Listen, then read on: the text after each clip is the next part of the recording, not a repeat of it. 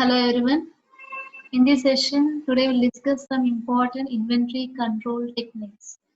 So, in that first one, we are going to have the ABC analysis, or we can also name it as selective control analysis. Okay. So here, ABC analysis. As a why it has been came because I will tell something regarding ABC analysis of inventory. See here, this is a pictorial representation where we have some graph which is plotted across number of items and cost of the items. See here, this ABC analysis. We are going to have three category of items: class A items, class B items, and class C items. So here, the number of items and the class A items used are only 10%, whereas B class B items are used only 20% and class C are 70%. That means here class A items are more costlier than class B and class C. Similarly, the cost, you see the value basis, the value of class A items are more than the class B and class C. Similarly, stock control. For class A items, we are going to require strict as well as the maintenance is high for class A items, whereas class B it is moderate and class C is somewhat loose. I will tell the brief analysis regarding ABC. Here, as the size of the industry increases, the number of items to be purchased and then to be taken care of also increases. It's common. Whenever the size increases, then the care to be taken also increases. It becomes difficult and costly to give equal attention to all the items of the industry. So as usually in our home also, the things in our home, we are going to uh, pay more attention on high cost means high cost items. That means regarding money, regarding gold, regarding high cost items what which we are going to pay some extra attention compared to low cost items. So ABC analysis, popularly known as always better control, which helps segregating the items from one another and tells how much valued the item is and controlling to it what extent is the interest of the organization. ABC analysis is meant for relative inventory control, in which maximum attention can be given to the items which consume more money and have a fair attention can be given to medium valued items, while the attention for low value items can be reduced to routine procedure only.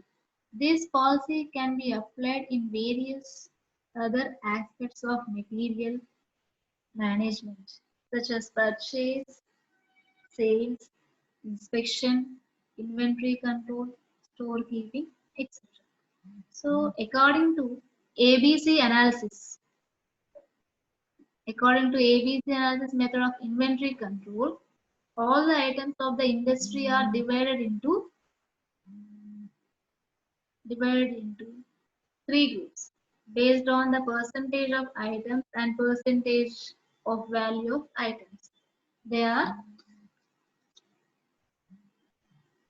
they are class A items, class B items, and class C items. So uh, let me tell what are class A items. So these are high valued but are limited for few in number. They are going to use in less in number. They constitute 10 percentage of items but account for 70 percentage of total inventory cost. Means we are going to pay high cost on them. They need very careful and close inventory control and they require high maintenance. And also they require proper handling and storage facilities. Such items being costly are purchased in small quantities, oftenly, and just before their use itself. This, of course, increases the procurement cost and involves a little risk of non-availability. However, the locked up inventory cost decreases and the problems of storage and caretaking are minimized. And then coming to class B items. These are medium valued and their number lies in between class A as well as class C items. They constitute 20% of total inventory cost and about 20% of total items, and they need moderate control here. Okay, they are they are more important than C items. They are more important than class C items. They are purchased on the basis of past requirements. These items being comparatively less costly, safety stock of up to 3 months may be kept. These items need every care but not so intensive as is required in the class A items. Then coming to the class C items. These are of low value but maximum numbered items. They constitute 10 percentage. They constitute 10 percentage of total inventory cost and 70 percentage of the total items. These items do not need any control. Rather, controlling them is an economical. These are the least important items like clips, all pins, washers, rubber band, etc. They are generally procured just before they finish, and a safety stock of 3 months or even more than can be purchased at any instant. So here I will show the graphical representation. See here. So in materials management, see here, class A items with very tight control, class B with tightly control and good records, with less tightly control and good records, and class C items with the simplest control possible and minimal records. And this shows the graphical representation of ABC analysis. See here there are two axes. On x-axis we are going to take the percentage, cumulative percentage of the inventory items. On the y-axis we are going to take the cumulative percentage of total dollar cost. Okay. See here, if you observe the class A inventory comprises, see here at most 70 percentage. The cost is 70 percentage, and here we are going to use only 10 percentage items. Similarly, class B, it is going to use up to, see here, over more than 80 percentage. That means only we are going to have, see here, the class B number of items is 20 percentage and the value is also 20. Moderately we are going to use. See here, these lies in between A and B. Similarly, class C items cost is very less, and here we can able to use more number. The cost is very less. See here on the axis it is going to show very less. Here is more quantity, more number of items. So this shows the graphical representation of AB analysis. This comes under class A, class B, and class C. So then, coming to our next topic. Oh, before going to next method, let me tell what are the advantages of ABC analysis. It becomes possible to concentrate all efforts in areas which need genuine efforts. And next thing, it is most effective and economical method as it is based on selective approach. It helps in placing the orders, deciding the quantity of purchase, safety stock, etc. thus saving unnecessary stockouts and surpluses. So then the next method in our inventory control is economic order quantity. So let me tell what is, before going to this, what is an economic order quantity. So why this term has been erased? A problem which always remains is that how much material may be ordered at a time. An industry making bolts will definitely like to know the length of steel bars to be purchased at any one time. This length of steel bars is called economic order quantity, and an economic order quantity is one which permits lowest cost per unit and is most advantageous. EOQ, that means economic order quantity, represents the quantity of material to be ordered and purchased at a time. So here, the economic in inventory management, the economic order quantity is the order quantity that minimizes the total holding cost and ordering cost. It is one of the oldest classical production scheduled models. So if you observe the graph, we observe the graphical representation of this EOQ. We are going to have three graphs: red curve, blue curve, and somewhat dark blue curve. So this on this see here on x-axis we are going to take the reorder quantity. On y-axis we are going to take the annual cost. This dark blue color curve indicates holding cost and red curve indicates the total cost, sum of the holding as well as sum of the ordering cost, which gives the total cost. This blue curve indicates the ordering cost. So here the evaluation of EOQ to be purchased involves calculation of the two costs. First one is procurement cost or ordering cost, or we can also name this as buying cost. And another one is inventory cost or holding inventory carrying cost or holding cost. So generally, what are the ordering costs? Ordering costs are going to be have whenever the expenditures are going to made on calling quotations, processing quotations, placing purchase orders, receiving and inspecting, verifying and paying of bills, and other incidental charges, etc. So, what is the curve? How we can see here? It's going to show as the quantity increases, this cost also going to be decrease. See here, it's vice versa. And next, coming to the holding cost. So, this cost is going to be made whenever the expenditure is going to have on insurance, storage and handling, obsolescence and depreciation, deterioration, taxes, etc.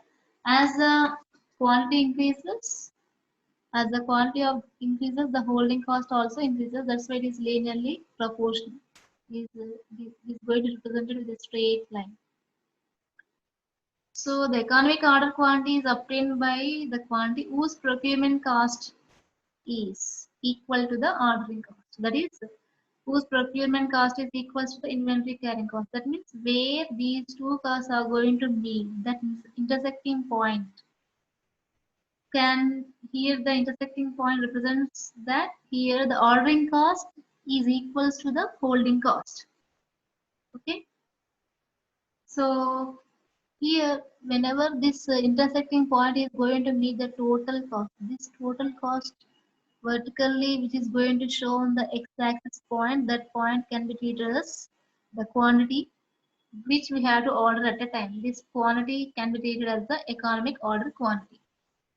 See here, we are going to have a representation of this EOQ model, graphical representation of the EOQ model. So this is the minimum quantity which we have to order at a time, which is known as EOQ. Total cost. This curve represents the total cost. Okay. Let me tell why uh,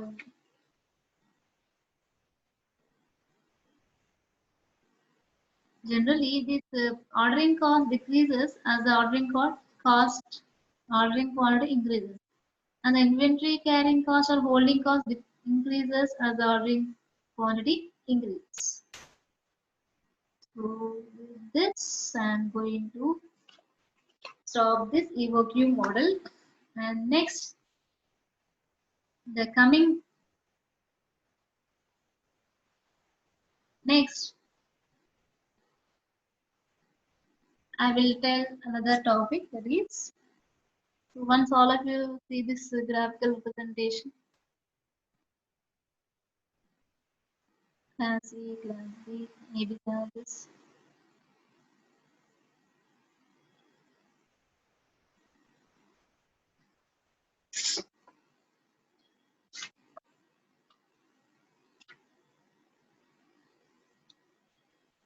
Levels of inventory, and next, once you go through this diagram, all of you, this is also the same, but the representation is different in this diagram.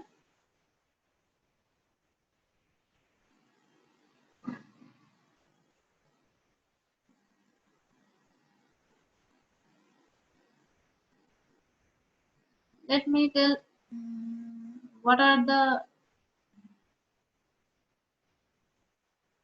advantages regarding this. Okay, for example, here advantages of this EOQ model can be, main thing is it minimizes the storage and holding cost. So this storing inventory may be expensive for small business owners. The main advantage of EOQ model is the customized recommendations provided regarding the most economical number of units per order.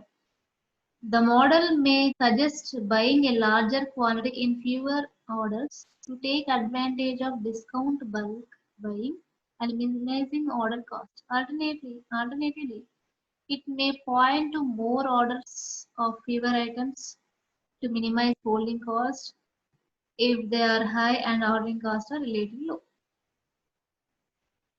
So another thing is it is specific to the business. Maintaining sufficient inventory levels to match customer demand is a balancing act for many small businesses. Another advantage of EVQ model is that it provides specific numbers, particularly to the business, regarding how much inventory to hold, when to reorder it, and how many items to order. This smooths out the restocking process and results in better customer service as inventory is available when needed. Coming to the disadvantages, it is regarding somewhat complicated math. It's going to have some complicated math calculations. So EOQ model requires a good understanding of algebra, a disadvantage of small business owners lacking math skills. Additionally, effective EOQ model requires detailed data to calculate several figures. The benefit to resolving the math is the ability to determine how much inventory should be attached to each order at the lowest possible cost. Keeping costs low will inflate margins and ultimately drive more revenue. EvoQ software is one solution that may be worth the investment for small business owners lacking the time and capital to hire a consultant or employee for regular calculations. And one more disadvantage is it is based upon the assumptions. EOQ model. EOQ model assumes steady demand of a business product and immediate availability of items to be restocked. It does not account for seasonal or economic fluctuations. It assumes Fixed cost of inventory units, ordering charges and holding charges. This inventory model requires continuous monitoring of inventory levels. The effectiveness of basic EVQ model is most limited by the assumptions of one product business, and the formula does not allow for combining several different products in the same order. With this, I'm going to close this topic, and the next session I'm going to discuss purchasing and what are the objectives of the purchasing department, what are the functions of the purchasing department. Thank you, Ananda.